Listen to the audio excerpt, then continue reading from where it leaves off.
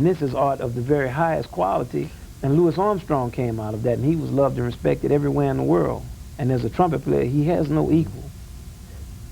That's an established fact as far as you're concerned. There's just nobody's going to... That's a fact as far as anybody who knows about the trumpet. Yeah. Maurice Andre, the great French classical trumpeter, he says, well, Louis Armstrong. Would King Oliver agree if he were sitting here? Yeah, well, he gave Louis Armstrong his horn when somebody came up and Freddie Cavett came into the ballroom to disrespect King Oliver, and King Oliver said, hold on, here, Louis, you take care of this. And when Louis Armstrong finished playing, Freddie Cavett was nowhere to be found. Blown away, was he? Oh, man. Louis Armstrong he's as great as you can get, because when he plays, it doesn't even sound like a trumpet. It's just pure humanity coming out of his horn. It's pure, That's you know, great, just to get to that type of real pure humility and emotion, and to be on that level of human consciousness. So a lot of times we get confused with all these discussions about music and intellectual discourse, which is on a very low level most of the time. It's just cloaked in terminology. Yeah. We don't realize that Louis Armstrong, and a man of that level of that human magnitude and nobility, is what we actually want to represent, that type of warmth. And it's something that's immediate and touched everybody, from somebody who might have been a prostitute to a nun. They would all be backstage saying, yeah, Louis Armstrong. Yeah. When somebody like that dies, you feel like something has sort of just fallen out of the firmament or out of the universe, or a big piece is... I happened to go to his funeral. I don't mean I happened to, I meant to go, but by that I mean I was there. And I remember seeing Dizzy Gillespie just sort of shaking his head like, Louis gone. I mean, it was like a day that we thought would never come. And, forgive my ignorance, are there any, are the recordings back as far as King Oliver? Oh, yeah. Many great recordings. I think of him, I guess, as farther back than... Well, King Oliver, the great Creole jazz band recordings in 1923 with King Oliver and Louis Armstrong and Johnny Dodds, Lil Hardin Armstrong. Yeah, King Oliver was a master of muted playing, and something that Martin Williams talks about in that book, in the jazz tradition, is the type of dignity that King Oliver's sound is imbued with. And this is something that Louis Armstrong got from King Oliver. It's like the great trumpeter Doc Cheatham has always told me, because he lived in Chicago at that time. He said, when you would listen to Louis Armstrong play, you would be hearing that spirit of King Oliver, just with more virtuosity. So Louis Armstrong's wife also said that she had to tell him, stop playing King Oliver solos all day, because you have your own personality, and develop that. I know, it was Alberta Hunter at a show, and she said that she had at home some wax discs of King Oliver made way back, maybe at Dreamland in Chicago or something. I often wonder what became of those wax discs. They might have been a lot of this stuff is available now. And he was a master of muted playing. He could make the trumpet sound like any animal, like a chicken, like a... I mean, it would sound exactly like a chicken, though. He could make it sound like somebody laughing or somebody crying. If you hear it on albums, it's unbelievable. Like, you think it's actually... You think you're hearing a human voice. The way when the Mills Brothers do that thing with their voice, you think you're hearing instruments. I mean, he was truly a master of that. Funny, curious reversal there. You're sickened to death of the subject, I'm sure, and can reject it, but I don't have it in my mind what happened on that notorious day when you challenged Miles Davis. And here's what I don't know. When you came on stage with your horn, was it to use it as a weapon, or were you going to... Can you explain what I'm talking about? Well, I can't. Well, inside of this music, there's a tradition. Right.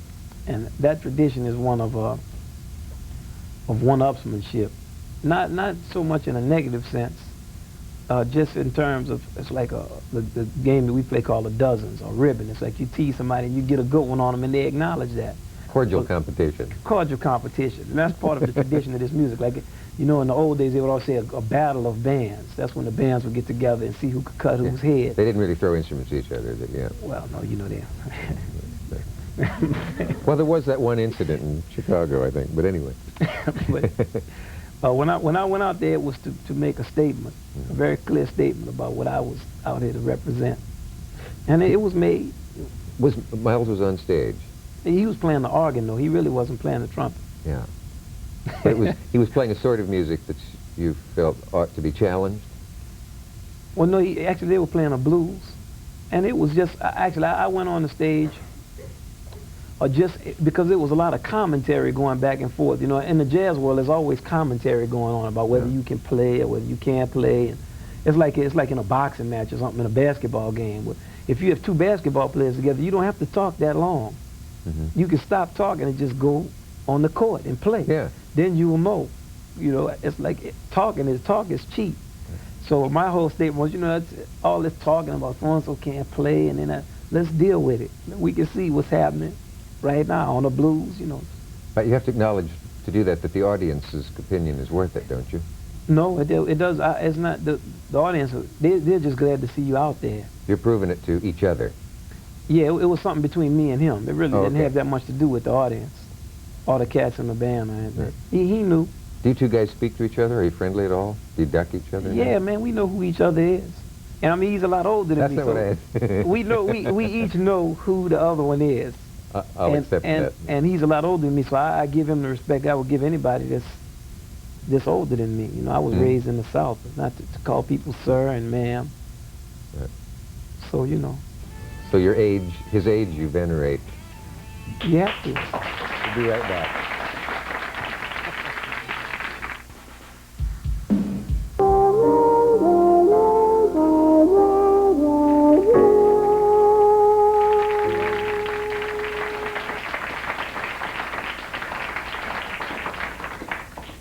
I couldn't see the monitor. Who was singing there?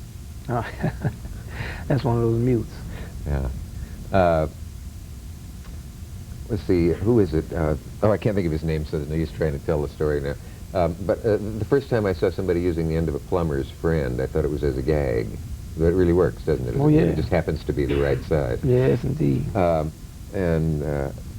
was it? The Grammy, you won, one of the Grammys you got was for, don't tell me, Haydn Trumpet Concerto? When you're playing that, are you different from when you're playing jazz? No. Is that too dumb to even answer? No, you know, it's not any different. It's just you stick to what you learned, brought up playing, and you know, when I look out in the audience, whether it's a classical gig or a jazz gig, it's always the same. Could you have not taken a veer toward jazz? Could it have fallen the other way? No. It was in I always wanted to be a jazz musician because of my father's a jazz musician, and I'm from New Orleans. Yeah. But in my generation, nobody really was playing jazz seriously, the kind of jazz that I like to listen to, real jazz. Yeah. There was all this fake pop type jazz, and I didn't want to play that. I wanted to play the real jazz. Wait a minute. You're in your 20s somewhere. Did you know Duke Ellington? Oh no, I had no respect for that type of music until much later. So I was like 17 or 18. I didn't like old music. Old timers like him? Yeah, I didn't like that. What was the story of the prize that he didn't win? Well, that was the Pulitzer Prize, I think, in 1966, where he was denied a general prize. And he was very gracious about it. Of course, he was our greatest composer at that time. He said, well, fate has been kind to me because she doesn't want me to become too famous too young. He was 67 years old at that time. So, you know, showing that he had a lot more class than the Pulitzer Committee. Oh, yeah. Duke was such a great man, and so much of our history is mired in a type of racism and ignorance that it even exists today, just not as it's not as blatant, but it's undercover. And that's what all the great Americans always work to alleviate that in the world, regardless of their racial persuasion or religious persuasion. I'm afraid we have run out of time, and I hope you'll be back sometime. We don't often get someone as good as you. Well, thanks. See you next time. Like a